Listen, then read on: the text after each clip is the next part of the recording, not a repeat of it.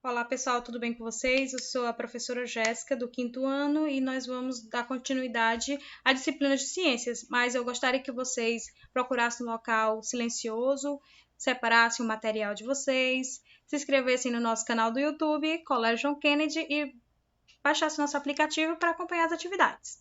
Então, qual é o tema da nossa aula de ciências de hoje? Eletricidade.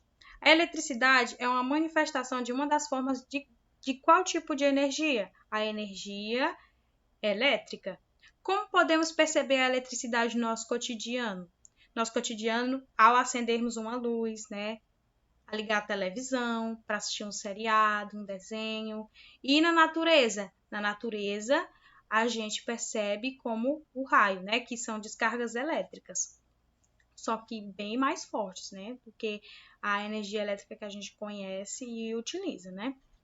Então, vamos ver o quê? Alguns corpos, eles permitem que a eletricidade passe com facilidade, porque eles são bons condutores, né? Quais são os tipos de exemplos que a gente pode dar? A água, né? A gente colocar um fio de energia na água, a pessoa leva um choque, né? Porque a água é um bom condutor elétrico.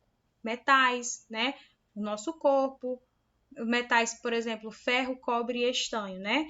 Temos aqui na primeira imagem o cobre, a gente tem o ferro na ferradura e o estanho. Esses últimos são melhores, são bons condutores elétricos. E os que não permitem são chamados de mau condutor, né? Que é o plástico, a madeira, o lã, o couro. Temos exemplos aqui de garrafas plásticas e um banco de madeira, né? Próximo. A eletricidade, né? Para que um aparelho eletrônico funcione, a corrente elétrica precisa percorrer um caminho fechado, passando pelo aparelho e dentro de fios sem interrupções, formando assim um circuito que chamamos de circuito elétrico. Observando aqui esse experimento, né, do circuito elétrico na página 87, a gente observa que uma ponta do fio de cobre ela foi fixada com fita adesiva no lado negativo da pilha e a outra ponta enrolada na base da lâmpada, que não acendeu porque o circuito estava aberto. Então, se o circuito estiver aberto, vai evitar a passagem da corrente elétrica. Agora, nessa outra imagem, com o circuito fechado, né, vai permitir com que a lâmpada acenda, né, porque o circuito está fechado. Gente, vamos para a atividade da página 88. Na página 88 do livro de vocês, a gente vai ver o quê? Observe as palavras e complete as frases. Tem várias palavras dentro das lacunas e a gente vai completar. Alguns corpos são melhores, aí tem a lacuna de eletricidade do que outros. Aí vocês vão completando de acordo com o que vocês viram agora na aula. Na segunda questão, procure no diagrama as palavras que completam as frases. Então, vocês vão procurar palavras do diagrama que completam as frases da segunda questão. Na letra A, manter aparelhos elétricos longe da superfície. Aí, continua completando. Gente, mais uma coisa. Temos que ter cuidados com a energia elétrica. Por quê? Porque podemos levar um choque, né? Então, a gente não pode colocar o dedo em objetos na tomada, tem que manter aparelhos elétricos longe de locais molhados, né? Pias, chuveiros. A gente, quando estiver brincando de pipa, né? Crianças, não brinque perto de rede elétrica, não ligue vários equipamentos na mesma tomada.